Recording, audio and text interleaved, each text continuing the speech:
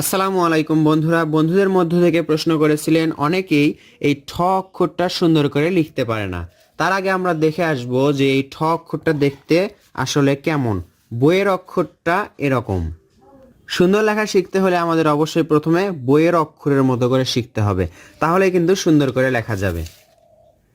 লেখার মাঝে এক একটা অক্ষর যদি অসুন্দর হয় তাহলে পুরো লেখাই খারাপ দেখায়। এজন্য আমরা চেষ্টা করব এক একটা অক্ষর এক এক সময়ে শিখে নিতে। তো বন্ধুরা, ঠটা কিভাবে লিখতে হয় দেখুন।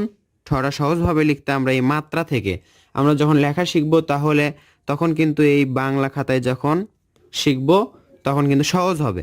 তো এখান থেকে এইভাবে একটু বাঁকা করে দেখুন, এই মাত্রা থেকে এই অর্ধেক পর্যন্ত, এই দুই দাগের অর্ধেক কিন্তু এটা, এখান থেকে এই দুই দাগের অর্ধেক এটা। আবার দেখায় নিচে, এখান থেকে এইভাবে একটু ভাঁজ করে নিয়ে আসতে হবে। এরপর এটা এইভাবে একটু গোল করে নিচের দাগ পর্যন্ত নিয়ে আসতে হবে। আবার দেখাই, এখানে দেখেন এভাবে ভাঁজটা সুন্দর করে করতে হবে। ভাঁজ করার পর ভাঁজটা যত দূরই হোক না কেন এই গোলটা যেন সুন্দর হয়। এই গোলটা ঘুরে এইভাবে যাবে দেখুন। এরপর এটা এইভাবে ঘুরবে। এরপর এর ওপর মাত্রা দিলে ঠটা সুন্দর লাগবে। আবার দেখাই, এখান থেকে একটা গোল হবে, এরপর এখান থেকে এইভাবে সুন্দর একটি ঠ। এভাবে কিন্তু সহজ করে লেখা যায় বা শেখা যায়।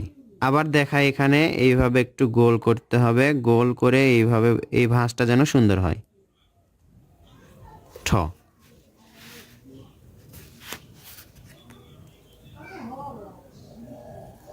সুন্দর একটি ঠ। বন্ধুরা, আশা করছি এই কৌশলটা আপনাদের কাজে দিবে বা এই কৌশলে আপনি সুন্দর করে ঠ লিখতে পারেন। ঠ লেখা কিন্তু অনেক সহজ। আবার দেখাই আপনাদেরকে, এভাবে